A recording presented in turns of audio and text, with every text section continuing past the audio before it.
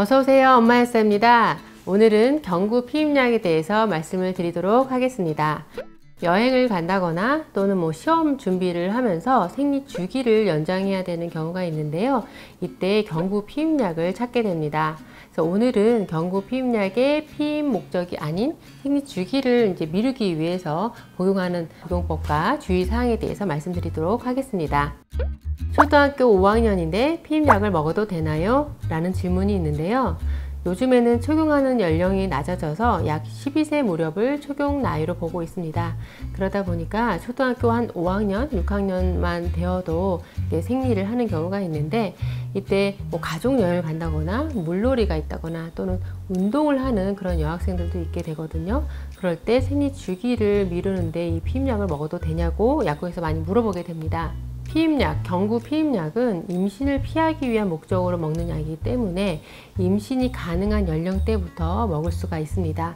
그래서 초경을 시작한 여학생들도 경구 피임약을 복용을 할 수가 있습니다. 다만 우려하시는 부분들이 좀 있게 되는데요. 생리불순이 심하다던가 또는 출혈이 많다거나 또 심한 생리통이 있을 경우에도 이 피임약을 먹어서 치료를 하는 경우가 있는데요.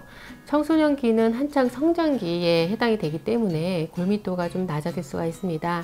그래서 그러한 우려를 얘기하는 경우도 있는데, 하지만 이렇게 치료가 필요한 상황, 생리불순이라든가 심한 생리통 이런 경우에는 그 치료의 유익성이 훨씬 크기 때문에 사용을 하게 됩니다. 이렇게 생리 주기를 연장하는 경우에 있어서는 단기적으로 사용을 하기 때문에 별 무리 없이 사용하실 수가 있습니다. 시험을 준비 중입니다. 생리 주기를 미루고 싶은데 어떻게 복용하면 될까요? 아마 수능이 100일 정도 좀 안 남은 것 같은데요. 이렇게 수능 처리된다거나 할 경우에는 이 시험을 준비하는 여학생이 생리 주기를 연장하기 위해서 피임약 복용을 하게 됩니다. 특히 생리를 하게 되면은 머리가 심하게 아프다던가 또는 굉장히 감정인 기복도 좀 심해지고 불안감도 더 많이 느껴질 수가 있게 되는데요. 또 생리통이 심한 아이들 같은 경우에는 아랫배가 많이 아프고 허리도 굉장히 심하게 아프고 아래 하지에 감각이 없을 정도로 힘들어하는 경우들이 있습니다. 그래서 이렇게 생리 관련된 불편한 증상들이 보통 생리가 막 시작되기 전후로 한 2-3일 안에 나타나기 때문에 만약 수능일이 그 생리유혈 딱 겹치게 되게 되면은 굉장히 좀 치명적일 수가 있습니다. 그래서 이 경구 피임약을 먹어서 이 생리 시작일을 좀 미루는 그런 방법을 쓰게 되는데요. 보통 경구 피임약을 피임 목적으로 복용할 경우에는 생리를 시작하는 첫날부터 하나씩 복용을 하게 됩니다.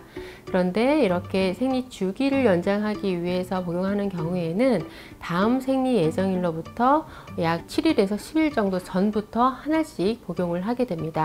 이 여성 호르몬 주기를 이렇게 조절하는 게 이 중추신경계 뇌에서 하게 되는데, 이런 여성 호르몬의 변화를 감지하는 게 약 7일 정도가 소요가 되기 때문에 최소한 7일이 필요하게 되는데요. 근데 간혹 이 생리 주기가 생리 불순이 심해가지고 주기를 알 수 없다고 하는 경우가 있는데, 이럴 경우에는 이 주기를 최대한 짧게 보고 예정일을 예측을 해가지고 그로부터 약 7일 전부터 복용을 하는 것이 좋습니다. 예를 들어서 다음 생리 예정일이 7일에 해당이 되게 되면은 그 전달 31일부터 하나씩 복용을 하게 되는데요. 이렇게 복용을 하고 마치게 되면은 생리를 하게 됩니다. 그래서 바로 하는 경우도 있는데 보통 한 2-3일 정도 있다가 생리를 하게 되고, 그리고 이런 편차는 좀 사람에 따라 다르기 때문에 조금 다를 수가 있습니다. 세 번째 질문인데요. 피임 목적으로 경구 피임약을 복용하는 중인데 휴약기에 여행을 가야 하는데 생리를 피하고 싶습니다. 어떻게 해야 할까요? 시중에 판매되고 있는 경구 피임약을 보게 되면은 21+7정 제제들이 나오고 있습니다.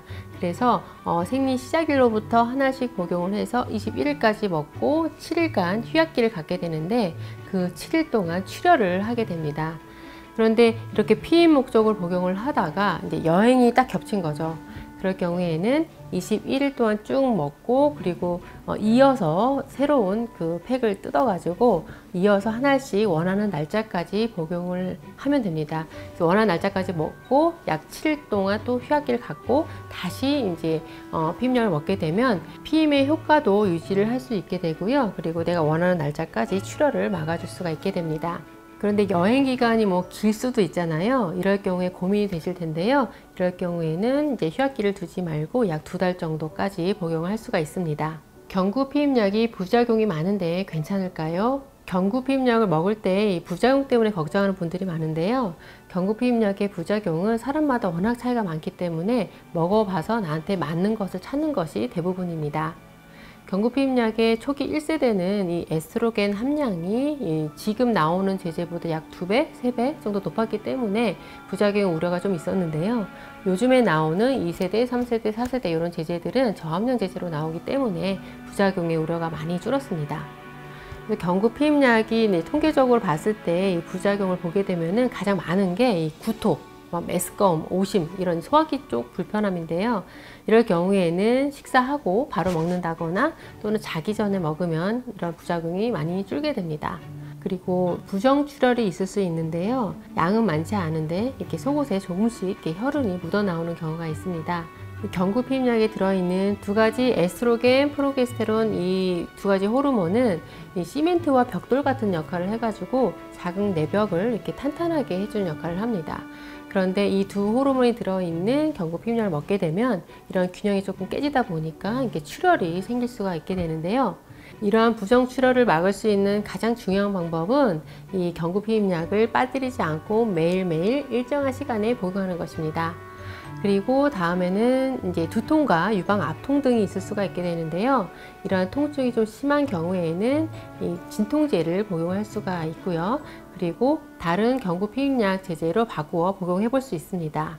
이러한 부작용은 보통 경구 피임약을 복용하는 초기 단계 한 2~3개월 무렵에 나타나다가 차츰 좋아지는 것이 대부분입니다. 다만 매우 드물지만 이 경구 피임약을 먹었는데 내가 세상 느껴보지 못했던 그런 심한 두통을 느낀다거나 또 가슴 통증이 너무 심하다던가 또 한쪽 다리가 이렇게 심하게 붓고 아프다던가 하는 그런 이상 반응이 있게 되면은 약을 복용하는 것을 바로 중단을 하고 의사 진료가 필요할 수 있습니다.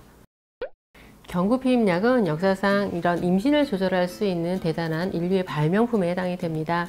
오늘은 경구 피임약의 생리 주기를 연장하는 목적에 있어서 이 약을 사용하는 그런 방법, 복용법, 주의사항에 대해 살펴봤는데요. 모쪼록 오늘 영상이 도움이 되셨기를 바랍니다. 여러분 아프지 마세요.